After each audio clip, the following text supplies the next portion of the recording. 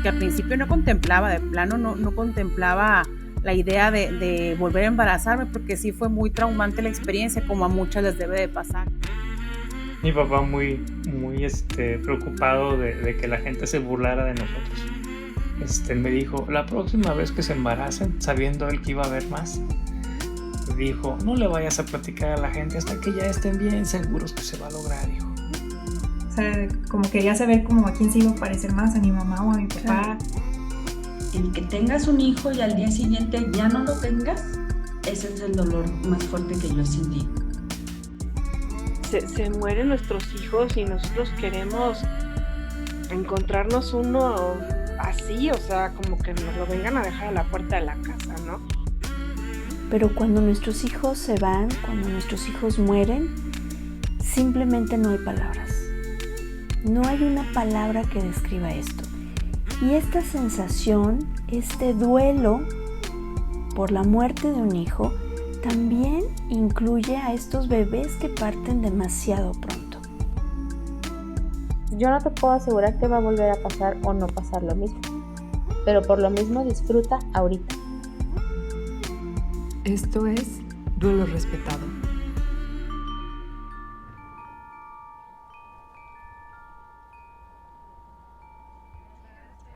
Hola, bienvenida, bienvenido, como cada semana, a este espacio donde hablamos del pariente incómodo de la maternidad y la paternidad. Yo soy Georgina González, especialista en duelo gestacional, perinatal y neonatal, y deseo que encuentres en este espacio un lugar seguro con herramientas prácticas que te ayuden a transitar tu proceso de duelo de manera respetuosa.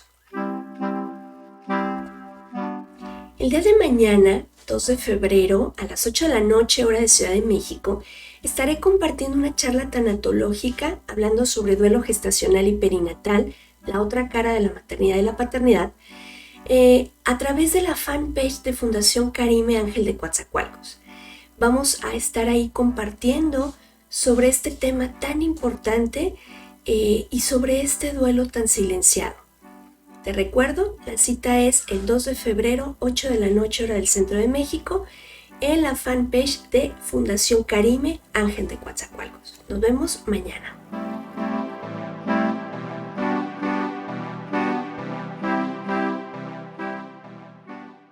Hoy hablaremos de un tema que puede ser controversial para algunas personas. Sin embargo, es importante escuchar todas las voces y poder ver desde todos los ángulos una situación que es real y que necesitamos hablarla y necesitamos mirarla.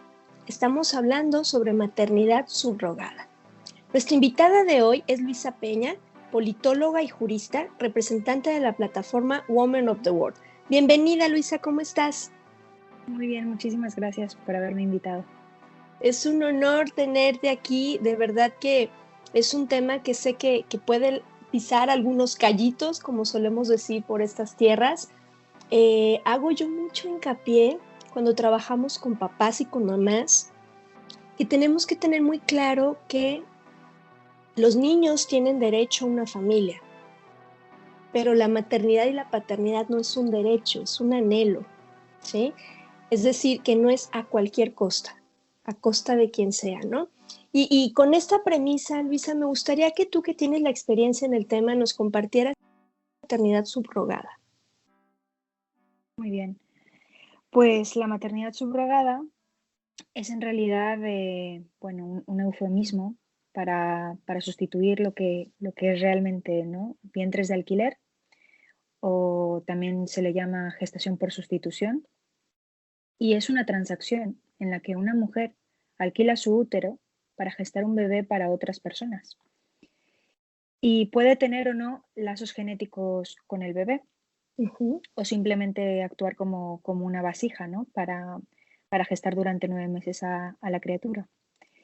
Puede o no tener compensación económica, pero siempre se vulneran derechos fundamentales y diversas legislaciones internacionales, puesto que la mayoría de países lo prohíbe.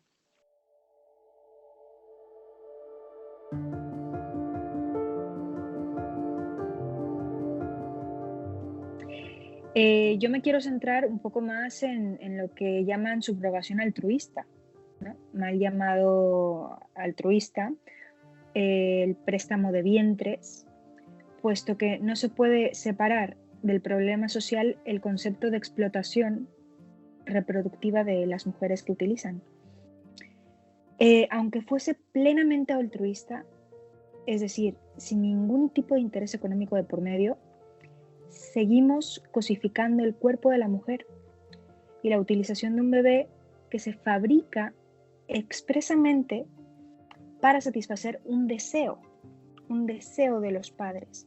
Lo que bien decías al introducir el tema, los padres no tienen derecho a tener a los hijos, son los hijos los que tienen derecho a tener una familia.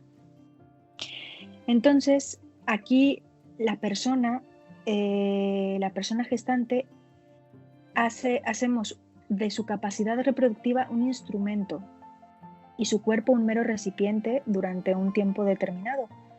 Pero después desaparece cualquier tipo de vínculo con los padres solicitantes o los padres que encargan el bebé, puesto que el fin último es obtener el producto, el bebé, y por tanto pues acaba siendo también el mismo hijo pues un objeto más de la transacción. Por eso tiene tantos problemas económicos, éticos, legales, y haya dinero o no de por medio, siempre habrá algún tipo de interés. También pues hay que recordar que aunque fuese plenamente altruista, pues también la mujer gestante pasa por ciertos parámetros de calidad, sí. Y que un embarazo no es cualquier cosa, o sea, también es asumir un riesgo, unas molestias y bueno, pues todo esto repercute en la salud directamente de la madre, ¿no? De la mujer, de la madre gestante.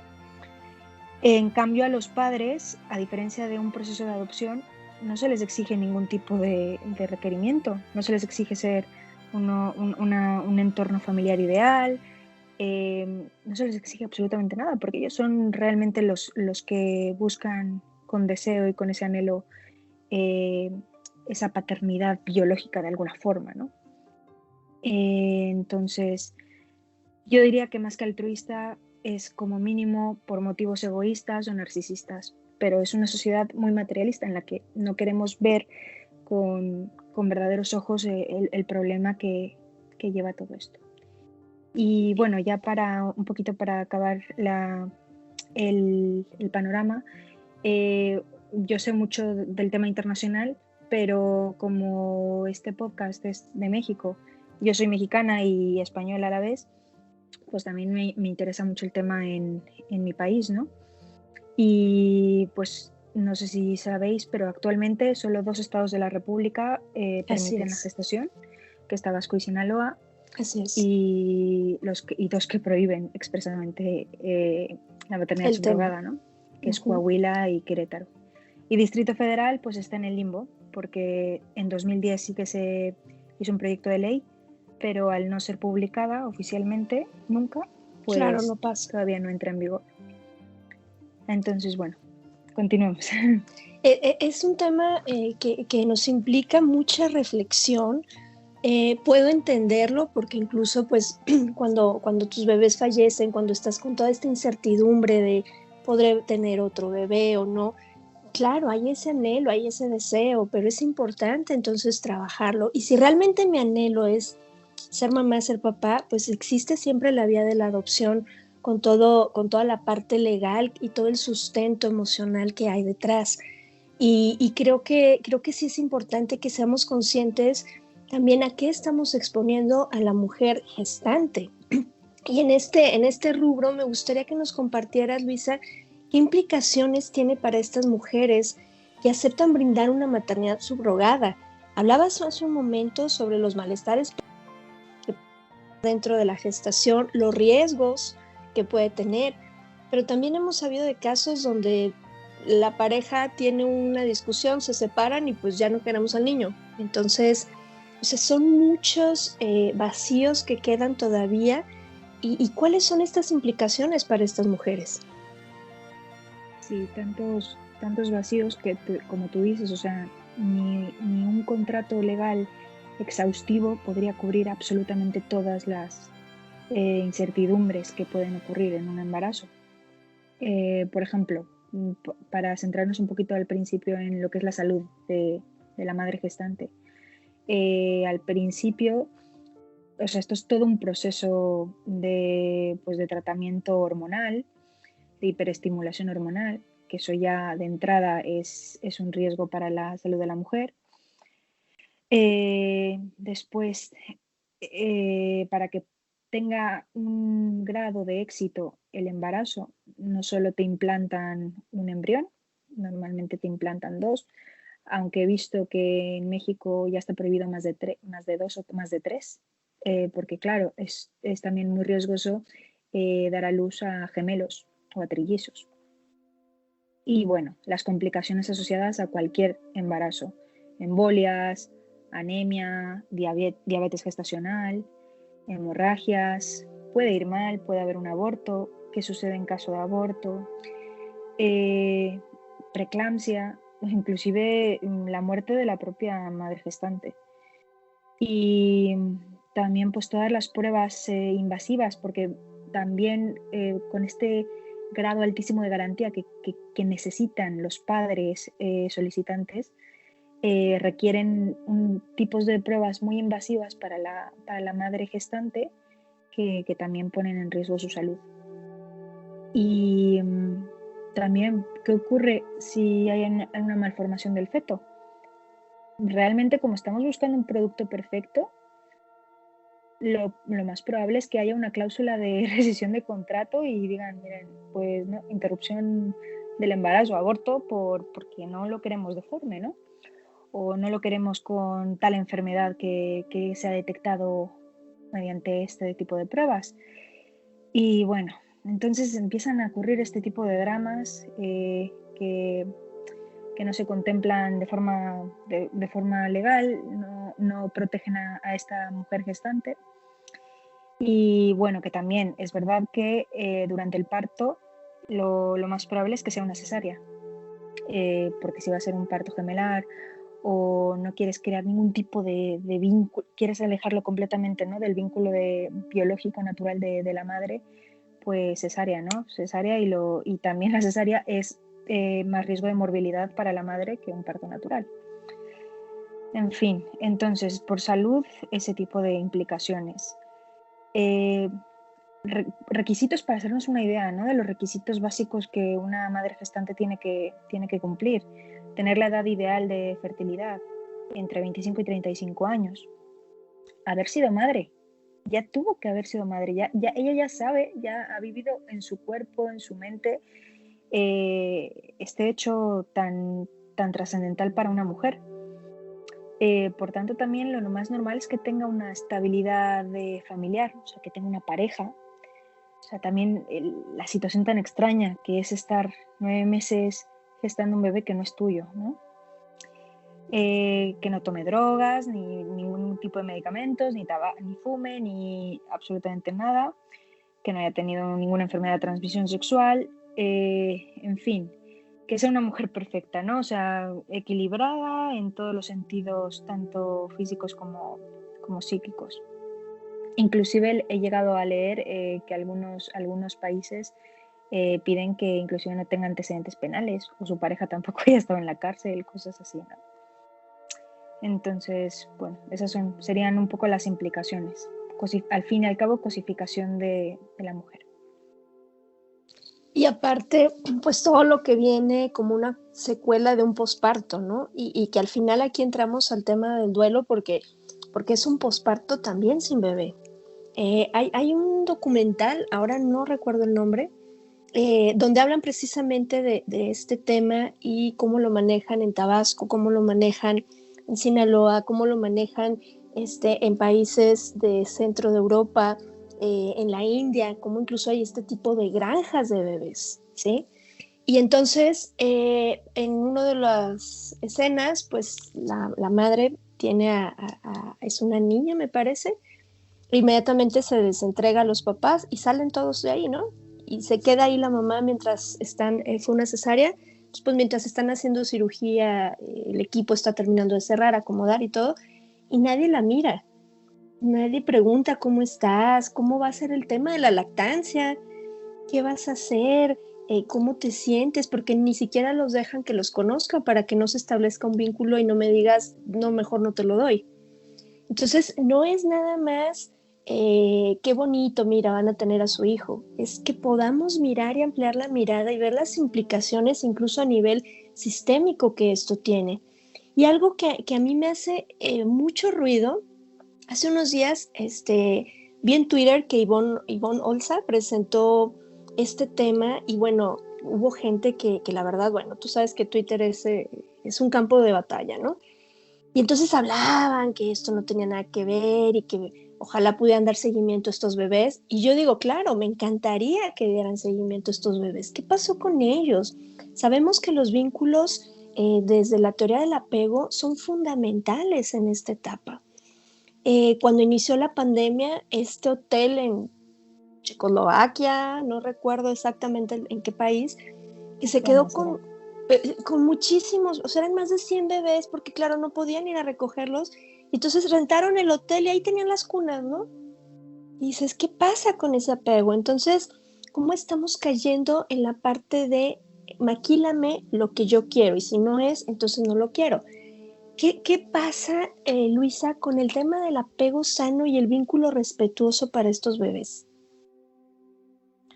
Pues bueno, yo al ser jurista y al centrarme muchísimo en todo el tema de legislación y demás, es verdad que no he profundizado tanto en este tema, pero científicamente hablando sabemos que hay cambios sustanciales en el cerebro de la embarazada durante el embarazo que lo preparan para ser madre. O sea, durante esos meses tú recibes un montón de sustancias químicas y de hormonas naturales para prepararte para ser madre.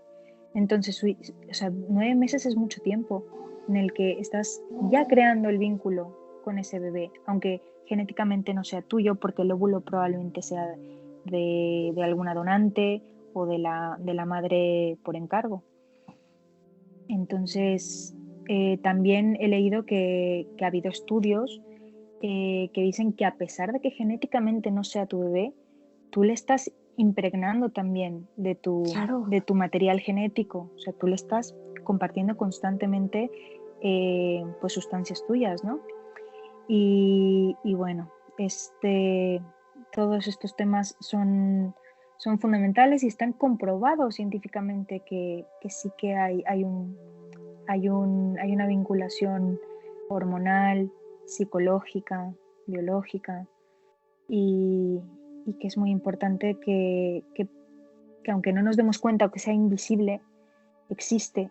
Y por eso sucede lo que tú bien dices. O sea, hay una depresión posparto al arrancarte a la criatura que tuviste durante 9 meses, aunque no la hayas conocido, aunque no la hayas visto físicamente, claro, fuera de ti.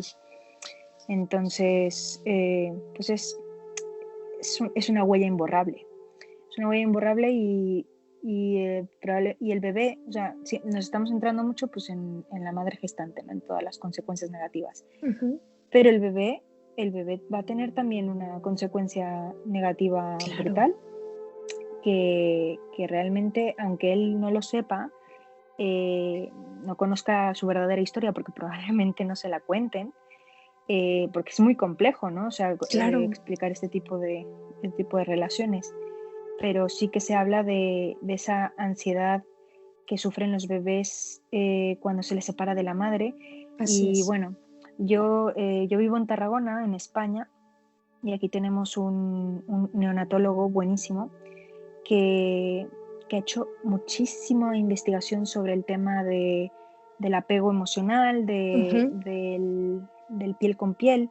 Sí. Y bueno, yo ya tengo 2 bebés y estoy esperando el tercero, y o sea, hacen todo en el hospital, todo para que tú, en cuanto nazca tu bebé, te lo pongas en el pecho. Claro. O sea, ya no se separe de ti y sienta tu calor, sienta tu piel, se sienta seguro. O sea, es como el primer contacto. O sea, vivió contigo tanto tiempo que eso es lo que más seguridad y Exacto. más efectos dentro, o sea, en un futuro va a tener para su temperamento y cómo se va a desarrollar.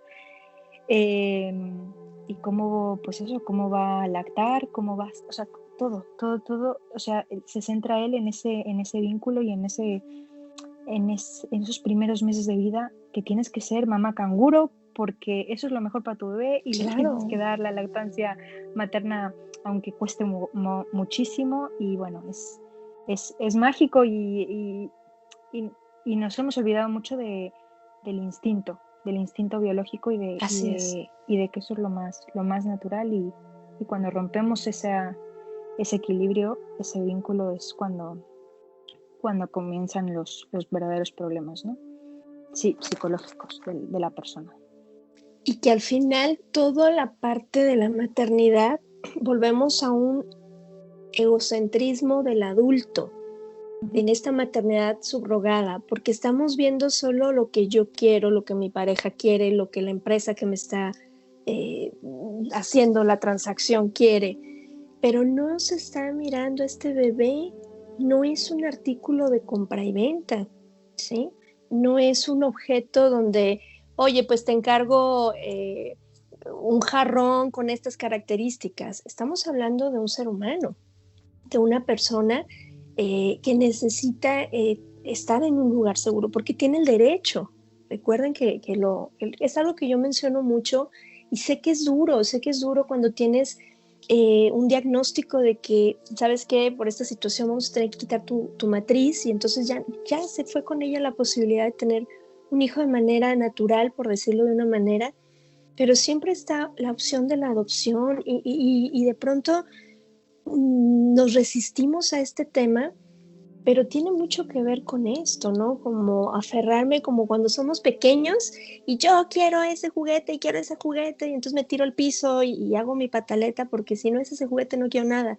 Entonces que podamos vivir nuestro proceso, ir a terapia, vivir nuestro duelo, pero sí creo que sí seamos conscientes de estos bebés, de lo que pasa con ellos, porque creo, bueno, a mí la verdad es que cuando vi esa nota eran 100 y tantos bebés en las cunas, todos iguales, con personal con batas blancas, lugar frío, que seguramente no era frío a nivel físico, pero los tratos, yo decía, ¿quién los abraza? ¿Y quién les enseña esto que merecen ellos recibir hasta que se pueda abrir la frontera? Y entonces los padres, si es que van por ellos, si no van por ellos, ¿dónde terminan estos bebés? ¿Qué pasa con estos bebés? Entonces, no es un tema de, ay, no, es que abre tu mente, tienes que ser más open mind para esta modernidad. No, es que no estamos hablando de modernidad, estamos hablando de seres humanos, estamos hablando de las necesidades básicas de apego seguro y que traen repercusiones a largo plazo. Y bueno, Luisa, para cerrar este episodio, que la verdad es muy, muy interesante, me gustaría que nos compartieras, platícanos cuál es la propuesta que desde Women of the World están haciendo como plataforma respecto a este tema. Desde que nacimos como plataforma en 2015 ya, llevamos pues más de 5 años, uno de nuestros puntos o de nuestras demandas clave en la declaración es la abolición universal de los vientres de alquiler. Es decir, que exista una declaración en Naciones Unidas o que exista un documento firmado por la mayoría de estados parte en la conferencia de La Haya de derecho privado, porque esto todo se quiere conducir a través de derecho privado internacional y para que se vaya autorizando, ¿no? Porque realmente la vía en España, por ejemplo, que está actualmente prohibida, o sea, no es una técnica de reproducción asistida aceptada legalmente. La vía por la cual los españoles podían tener estos contratos era yéndose al extranjero, a Ucrania, a la India, los más ricos a Estados Unidos, Canadá, pues era tener el bebé ahí, registrarlo ahí a través del consulado español como su hijo y ya llevárselo. Y eso no era una laguna, o sea, era era una instrucción legal para hacer una vía posible para este tema. Lo que pasa es que ahora tenemos un gobierno socialista que no le gusta, un gobierno socialista y feminista, porque realmente las feministas se mueven mucho en este campo y están súper en contra, ¿no?, de la maternidad subrogada. Entonces, de momento han prohibido la filiación a través de esta práctica. Y esa es una forma muy disuasoria y muy efectiva de que la gente no se atreva a hacer este tipo de transacción económica o firme este tipo de contratos con las agencias, ¿no? Que hacen este tipo de prácticas. Entonces, nuestro primer informe que sacamos de todo este tema, como la abolición universal es ambiciosísima, pues el primer paso es prohibir la filiación de estos niños a través de esta vía paralegal, ¿no? Para que ya directamente no contraten a estas agencias. Y bueno, y se ha intentado también legalizar pues, por la vía altruista aquí en España, pero lo que decía al principio, o sea, si tú te pones a escarbar las razones, los intereses, deja de ser altruista. Altruista es adoptar, como bien dices. Porque ahí sí, no es tu ideal probablemente de paternidad o maternidad, pero esta persona ya existe, no la creaste para ti. Y esta persona, este niño o niña, tiene muchos problemas, porque lo normal es que un huérfano tenga muchos problemas, sea de la edad que sea. Y tú asumes que le vas a dar un amor incondicional y que vas a luchar y sabiendo todas las complicaciones que va a tener, vas a darle un hogar. Entonces creo que eso sí que es altruismo y lo otro es simplemente pues una fábrica de sueños que nos queremos inventar y que realmente, o sea, si tú quieres hacer esta transacción económica, luego ves también los precios y dices, es que es brutal, o sea, estamos hablando de 1 millón de pesos, lo normal que pagaría una pareja española por un hijo en México, por ejemplo. Sí. Y que claro, de este 1 millón a la mamá gestante, o sea, le tocará una nada, ¿sí? Y otra vez, ¿quién mira a este bebé? ¿Quién mira a este bebé que está siendo objeto de transacción?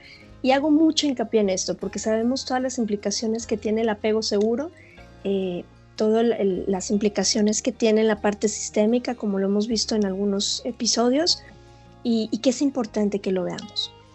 Luisa, te agradezco muchísimo, de verdad, muchísimas gracias por compartir.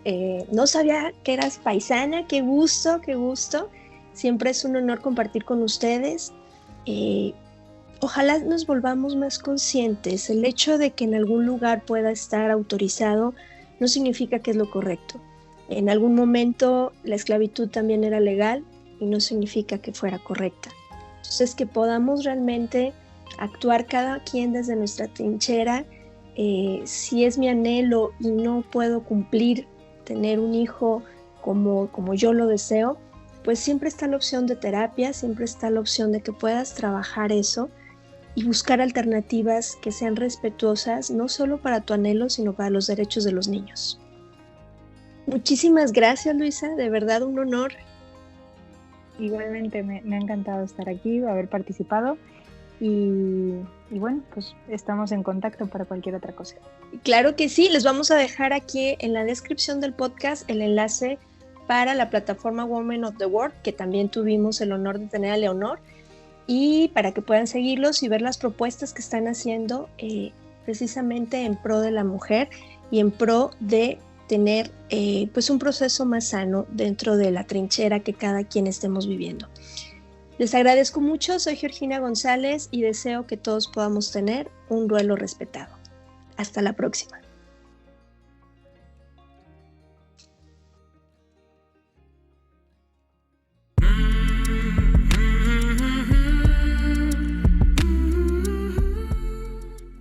Este programa es producido por Georgina González y Carla Rodríguez y narrado por mí, Georgina González. Recuerda seguirnos en redes sociales como Duelo Respetado.